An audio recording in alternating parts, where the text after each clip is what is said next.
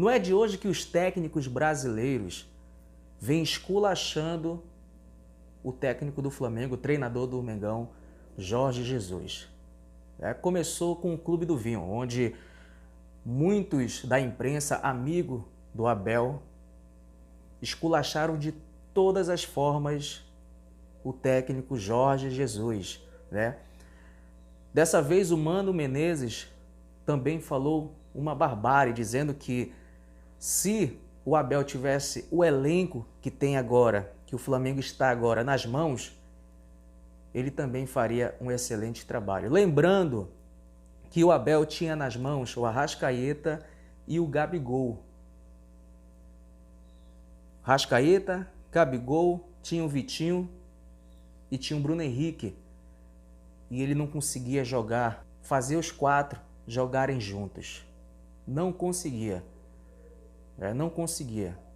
O Júnior, ex-jogador do Flamengo, ainda teve a infelicidade de falar que o Arrascaeta e o Gabigol não foi um pedido do Abel. Tipo, eu não quero esses dois jogadores. Esses dois jogadores não servem para o Flamengo. E olha só o que eles estão fazendo, atuando, jogando na equipe do Mengão. Mas aí, galera, veio o Mauro César e eu tô sendo redundante, né? Esculachou total aí, né? O Mano Menezes, Abel, e também falou do Júnior. Fica aí com a sonora do Mauro César. Eu dei risada hoje de manhã quando eu vi, dei muita risada. É de uma cara de pau, de uma disfarçatez do Mano Menezes. Primeiro é o seguinte, né? É óbvio, até comentava com um colega sobre isso. Eles têm lá o grupo de WhatsApp deles, né? Os professores, os técnicos, né? E você imagina se um deles chegar na televisão, no rádio, em algum espaço na mídia e elogiar o português. Os outros vão cair de pau. Pera, o que é isso? Tá elogiando o cara? É evidente que vai acontecer. É evidente que vai acontecer. Um ou outro não consegue ter postura, altivez, profissionalismo, amor pelo futebol, não só pela reserva de mercado, né? Para pensar de outra maneira e se manifestar de outra forma. A frase dele é bizarra, né? Eu penso que com esses jogadores aí, Abel Braga também teria sucesso no Flamengo. Não teve os laterais, não teve o Gerson, não teve o zagueiro, estava há quantos meses de trabalho? Pergunta, né? Não estava nem com 4, 5 meses, estava entre 4 e 5 meses. Mais um mês de preparação, 3 meses de competição, só muletas, né? Aí eu fiz um levantamento rápido aqui sobre essa situação. Abel pediu demissão em 29 de maio. Ele ficou 147 dias no trabalho. O Jesus deu seu primeiro treino dia 20 de junho. Ele estava 8 pontos atrás do líder do campeonato, que era o Palmeiras, ainda com o Felipão. O português assumiu a primeira colocação em 66 dias.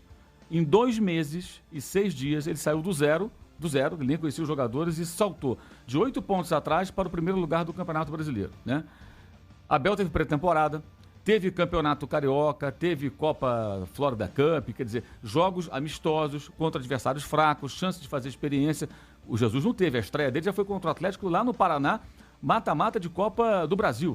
Chapa quentíssima. Ou seja, não teve colher de chá. Fez um jogo treino com o Madureira e já foi para a guerra contra o Atlético lá no Paraná, que comprovadamente é um dos lugares mais difíceis de se jogar, não só pela capacidade do time, pelo gramado sintético e tudo mais.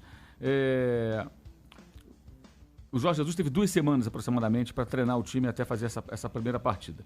Ele abriu 10 pontos de vantagem sobre o segundo colocado, com 122 dias de trabalho. Muito menos do que os 147 do Abel. Ou seja, ele assumiu liderança e abriu 10 pontos em 2 meses, 122 dias da 4 meses e 2 dias, né?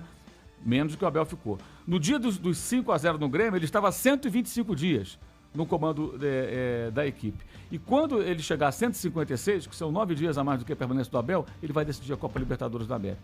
Então você tem aí, e hoje ele está 10 pontos à frente do Mano. O Mano, quando assumiu, tinha 3 pontos atrás do Jesus. Ou seja, o time regrediu. Regrediu, está 10 agora, né? E outra coisa, ele não, o Pablo Mari é um zagueiro que jamais veria para o Flamengo com o Abel, porque o perfil dele, que foi desenhado pelo português. Ele falou, quero um zagueiro assim, assim, assim, canhoto alto, com bola longa, bom passe longo. Aí acharam o cidadão e trouxeram para o Brasil o jogador. E aí eu peguei uma frase do Abel, lá no começo do ano, ele falando sobre as carências do elenco. Aí ele fala, vamos precisar de mais jogadores de lado, saíram o Giovani e o Marlos Moreno, só temos o Vitinho. E uma outra frase dele mais adiante, em que ele fala o seguinte, Arrascaeta, Vitinho e Bruno Henrique gostam do lado esquerdo, mas eu não tenho 3 lados esquerdos. Ou seja, ele não conseguia reunir Arrascaeta com Bruno Henrique, ele não detectava a carência na zaga, nas laterais, ele falava em jogadores de lado, atacantes, é isso que ele queria, jogadores rapidinhos, né? Ou seja, ele não pediria Gerson, ele não pediria Mari, ele não fazia questão de laterais, ou não manifestava isso. E tem a famosa frase do Júnior, num programa do Sport TV, Júnior, ex-jogador, comentarista hoje, e amicíssimo de Abel, né? Quando disse, o Abel não pediu Arrascaeta e Gabigol, deram a ele para ele se virar, né? O que é uma frase que evidencia o quê? De onde o Júnior tirou isso? Imagino que de uma conversa com o seu grande amigo Abel, né? Ou seja, o Abel não gostou de ter o Arrascaeta e o Gabigol, pelo amor de Deus, né? Então, está reclamando de quê?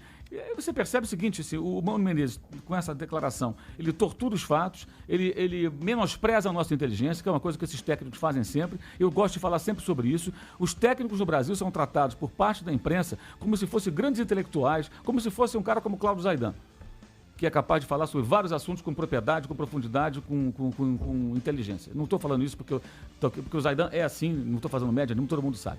São pessoas até muito limitadas, muitas vezes intelectualmente, que inventam termos bizarros, que são repetidos à exaustão e que ficam ditando regras como se fosse verdade absoluta. Os fatos estão aqui. Não torture os fatos, Mano Menezes. Melhor encarar a realidade. E mais, vou dizer mais, a informação. Se o Mano não se sustentar no cargo, entre esse ano e o ano que vem, o que depende do trabalho dele, e o elenco do Palmeiras é muito bom, e ele tem condições, permanecendo no cargo, fazendo um bom final de ano, de reivindicar contratações, mudanças do elenco, o Palmeiras pode fazê-las, porque tem dinheiro para isso. Se ele não ficar, o Palmeiras não vai contratar uns amigos do grupo de WhatsApp dos treinadores brasileiros, vai buscar um estrangeiro, vai atrás do Sampaoli, se não ficar no Santos, ou até atrás de algum outro. Porque o Palmeiras, internamente, isso é informação, já percebeu o seguinte, a nossa diferença para o Flamengo não está só no elenco, está no comando. Isso é uma conclusão feita no departamento de futebol do Palmeiras, pelos chefes do Mano Menezes. Eles já concluíram isso e já sabem que a diferença talvez só possa ser reduzida com a contratação de um técnico com uma visão de futebol, com métodos de treinamento e com ambições compatíveis com o de Jesus, para bater de frente com bons jogadores de cada lado. Porque com esse pensamento do poupar o tempo todo, que é uma maneira de você reduzir o nível de cobrança e ter uma muleta para se apoiar sempre, né? Eu poupo jogadores, eu perco um jogo, mas eu poupei jogadores, como se fosse obrigado a poupar, né? Então sempre tem uma desculpa, sempre tem um porém. E o Jesus está mudando isso, como o São Paulo também mudou, em boa parte, essa é a nossa visão aqui no Brasil com relação ao futebol. Se sai o Mano, dificilmente vai ser um técnico brasileiro, que o Palmeiras percebeu. Eu tenho que brigar com o Flamengo. É o meu rival hoje no âmbito nacional por questões óbvias. Os dois times com mais poder de investimento. E não tem ninguém no mercado brasileiro capaz de fazer o que Jesus faz. E eles vão buscar alguém de fora.